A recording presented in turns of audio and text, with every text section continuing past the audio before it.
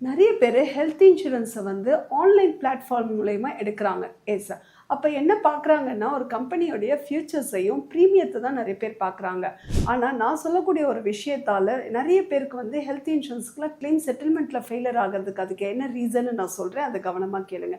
நான் சொல்லக்கூடிய விஷயம் சில்லி திங்கா இருக்கலாம். ஆனா, அது ரொம்ப இம்பார்ட்டன்ட் திங். அதால கிளைம்ஸே கேன்சல் ஆகுறதுக்கு நிறைய சான்சஸ் இருக்கு. என்னன்னு கேட்டீங்கன்னாக்கா, நம்ம ஒரு ப்ராப்ளத்துக்காக நம்ம ஒரு பாலிசி எடுத்து ஒரு 20 இயர்ஸ் ஆயிருக்கட்டுமே, நமக்கு 20 இயர்ஸ் பிஃபோர் வந்து நீங்க வந்து ஒரு வீசிங் இருந்திருக்கலாம், இல்ல ஃபிக்ஸ் வந்திருக்கலாம், ஏதோ ஒரு சின்ன வயசுல வந்திருக்கலாம். நம்ம ஒரு எப்பயோ பாலிசி எடுத்து ஒரு ஆஃப்டர் 10, 15 இயர்ஸ்க்கு அப்புறம் ஒரு கிளைம் போகும்போது, ஏதாவது உங்களுக்கு ஹெல்த் ப்ராப்ளம் இருக்கான்னு ஹாஸ்பிட்டல்ல கேட்டா, எனக்கு அப்ப வீசிங் இருந்தது, ஃபிக்ஸ் வந்ததுன்னு நம்ம கண்டிப்பா அத சொல்றோம். ஆனா இன்சூரன்ஸ் எடுக்கும்போது இத ஆன்லைன்ல பர்ச்சேஸ் பண்ணினவங்க எதுவுமே அத டிக்ளேர் பண்றதில்ல. ஸோ இதுக்கு ஹெல்த் டிக்ளரேஷன்றது ரொம்ப ரொம்ப இம்பார்ட்டன்ட். அது நம்ம டிக்ளேர் பண்ணாதனால நம்ம வேற ஒரு ப்ராப்ளத்துக்கு தான் போயிருப்போம்.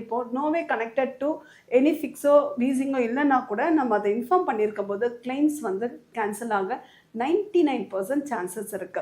ஸோ அதனால ஹெல்த் டிக்ளரேஷன் ரொம்ப இம்பார்ட்டன்ட். நம்ம பாலிசி எடுக்கிறதுக்கு முன்னாடி எது இருந்தாலும் அத நீங்க மறைக்கவும் கூடாது, மறுக்கவும் கூடாது. That is very important.